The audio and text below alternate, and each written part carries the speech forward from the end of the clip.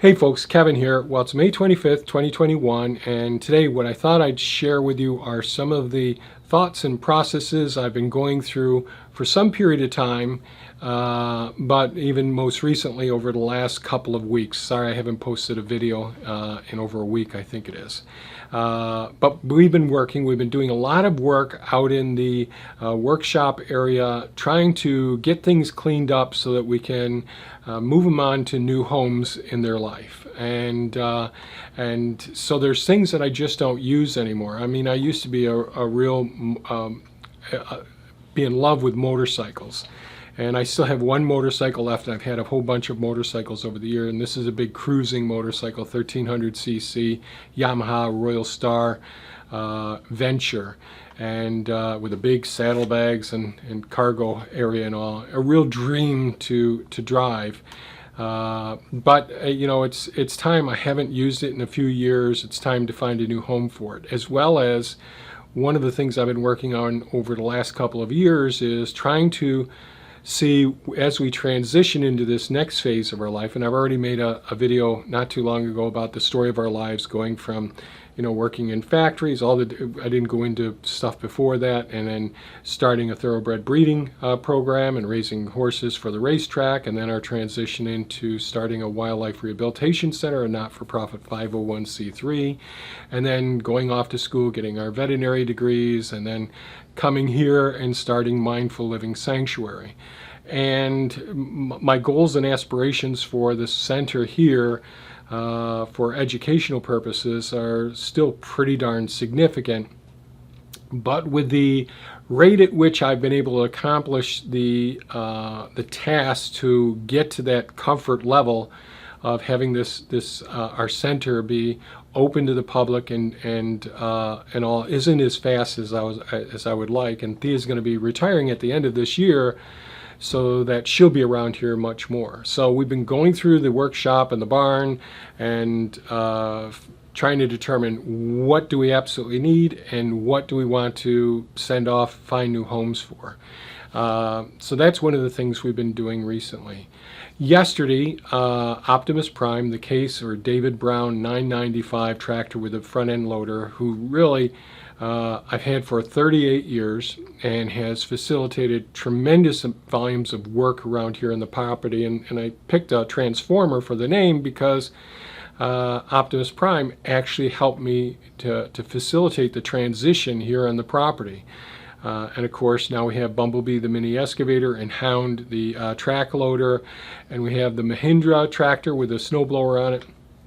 Well, yesterday was a little bit of a sad day and a day to celebrate that Optimus Prime was purchased by a young man who's not too far from here, who has goals and aspirations similar to us to transform his property to property like ours. And and he's had tractors before, he's got other equipment, he's driven heavy equipment. And so yesterday he purchased Optimus Prime, and so Optimus Prime is no longer here. And I really am super happy that he's going to a good home. And I really develop significant relationships with the tools, these pieces of equipment that help me to facilitate the transformations here on the property. And so one of the things I've been doing over the last couple of years is trying to make sure that this next phase of life that we're going into, this next decade or so, that we're being very mindful in our selection of equipment to help facilitate this, to speed up the transformation, make it as comfortable as possible, and get the end results that we ultimately want. So we've been clearing things out. We've been doing research as far as what equipment that we want to move into and find new homes for the equipment that we have now. So there'll be some videos coming up with some equipment that hasn't been delivered yet. And tomorrow I'm actually going out and testing another piece of equipment. But there's some big changes going on here in the property, and as far as equipment that we're going to have. So the Mahindra, Mahindra, it's a 3510. It's a 2004 Mahindra tractor. it's been really a great tractor. It's got a Lorenz blower on it, full heated cab and all. It's been really fantastic, but the only thing I used it for was just snow blowing. Optimus Prime did just about everything in the past. It was a really good tractor, but with the track loader and the excavator, some of the functions that Optimus Prime was able to do as a front end loader and tractor were taken over by the mini excavator and the track loader. And so that afforded us the opportunity to look and say, well, what equipment do we need or do we desire? And that depends on the functions. So what are the functions that we have here on the property? And I'll go into these in detail. Often when we're looking for a piece of equipment or a car or whatever it may be, in this case tractors, excavators, skid steers, track loaders, those sorts of, or accessories that go on it, each implement that's being used, in my opinion, is best, the one that's purchased is often the best that can provide as many functions as possible. Like many people nowadays, when you get the grapple that you can hook on the front of a tractor or hook on the front of a skid steer or a track loader, that becomes a multifunctional tool. When I purchased Bumblebee, the mini excavator, although I already knew, because I had lots of experience with excavators in the past, not with me driving them, but with the excavators being here, I could see many different functions that it could have. And then after having Bumblebee for a few years now, the number of functions, it's like the people that I know that have excavators, well, say, how the heck did we ever survive without having an excavator? I should have gotten that years before. And it's truly my experiences, both with the track loader, the front end loader on the tractor, the snow blower on the front of the other tractor, all of these pieces of equipment, we find out that it can be used for multiple functions. And in permaculture, we always want to look at whatever element it is, how many functions can it perform? And so in a sense, if you have a few pieces of equipment, you want to have some redundancy, but you also want to have it be able to meet the needs optimally for whatever function it is. And I'll be going over those functions as well. The other thing is, when I was looking for the equipment, I was really trying to find relationships. So with Optimus Prime, in Mexico, New York, not too far from here, we had a really good relationship with the place that we bought the tractor from, and I've gotten my parts there, gotten service there at times when hydraulic cylinders needed to be rebuilt or whatever needed to be done. It was always good to have someone that I trusted. They had skilled craftsmen working there. The shop was pretty clean. The parts department was prompt and knew exactly what I needed when I described, gave them part numbers and all. And they always returned my calls when they were real busy and all. So I had a really good relationship with that company where I got Optimus Prime from. So that's another consideration when looking for equipment. So one, how is it going to meet the functions that you have? And that's the hard thing to decide, well, what do I really need this piece of equipment for? Sometimes we think about the breakout or the lifting capacity, or we think about the horsepower or the gallons per minute. And all of these the specs are important. But most important is, what are the needs that you need it to meet? Do you need a great big tractor? Or do you need a smaller, a compact, or even a subcompact tractor? Will that meet your needs? And I've discovered over the years, well, geez, I kind of need both. I need something that's a compact tractor that's pretty small, that can get in between in the food forest into areas and all, that can still handle a grapple, still have a front end loader on it, so I can get into tight spots and work. Whereas I also need a big tractor that can do the snow blowing, that can do the front end loader, heavy lifting and all, that can go down the highway, all of those things as well. Whereas the track loader and the excavators need to be able to do the work here on site and meet all of the needs for those pieces of equipment. So having the equipment meet all your needs and knowing what the multifunctional properties are of that piece of equipment, is do the specs meet those requirements, those needs that you have on site? And certainly ergonomically, how costly, how effective, what about the pollution that's being generated? Now, I wanted to get battery electric heavy pieces of equipment. The industries just aren't there yet. They're just starting to produce some small pieces of equipment, and there are other battery electric companies as well. But the companies that I'm dealing with so far, I'm looking at, they just don't have battery electric vehicles yet. So I'm looking for a 10-year span when I think that the larger pieces of equipment 10 to 12 years from now will be out.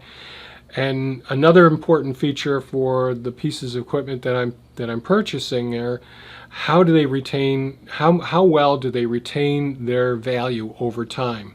So if they're really maintained well and you're not abusing the pieces of equipment, what about their trade-in value, their resale value? That's important as well. So dealership, parts department, skill of the people working at the place that you're buying the equipment from, their responsiveness to you. Is the piece of equipment ergonomic? Is it environmentally appropriate as well? Will it meet all the functions that you have, that all the needs that you want to meet?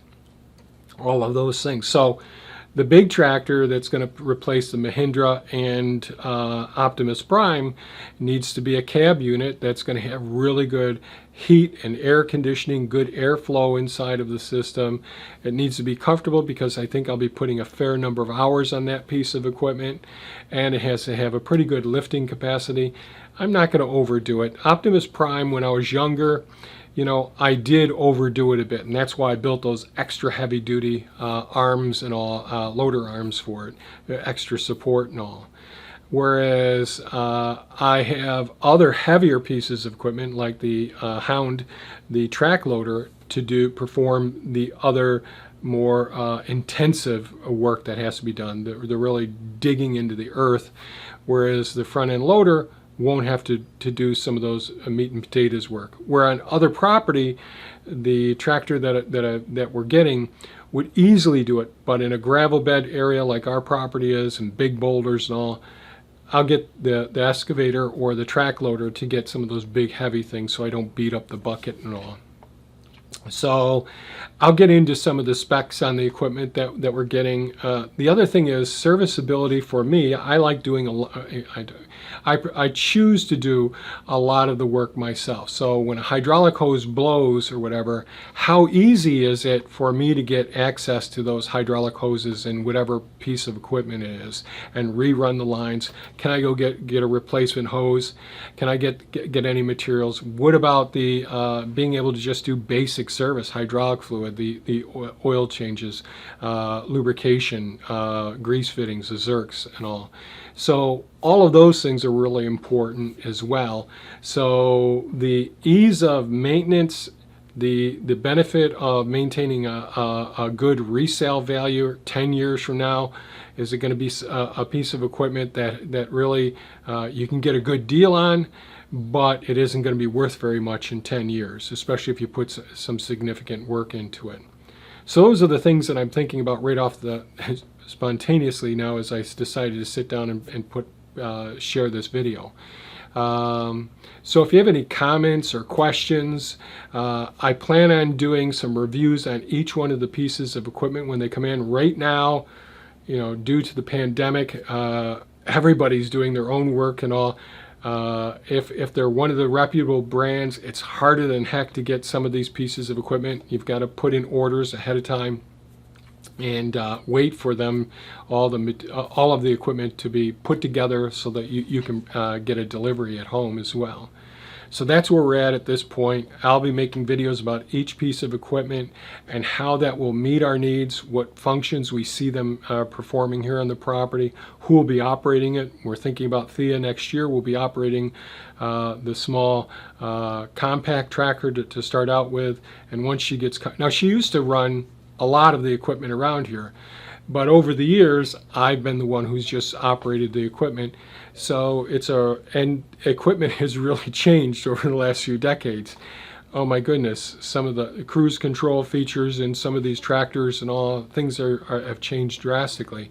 So it's a new learning experience for Thea, and certainly for me as well, with some of the more modern equipment. So I'm really looking forward to that. So if you have any comments or questions or topics as far as we get these pieces of equipment here, you know, if you want to know why we chose this particular one, why we didn't go with another company and all, just refer back to this video, because it's really thinking about, you know, how are the functions, resale value, ease of maintenance and repair. What about having a service department and someone who's a dealership that's going to be honest with you and is knowledgeable. They have the appropriate experts. They're just not picking up somebody who really has minimal experience working on these pieces of equipment, which really drives the hourly costs up on some repairers. So with that, I think I'll stop here. Sorry this video was longer than I anticipated for being and all. If you found the video of value, please give us a thumbs up. Be sure to comment. I'm interested in hearing your thoughts and all. And by all means, folks, take good care and stay safe. Bye-bye now.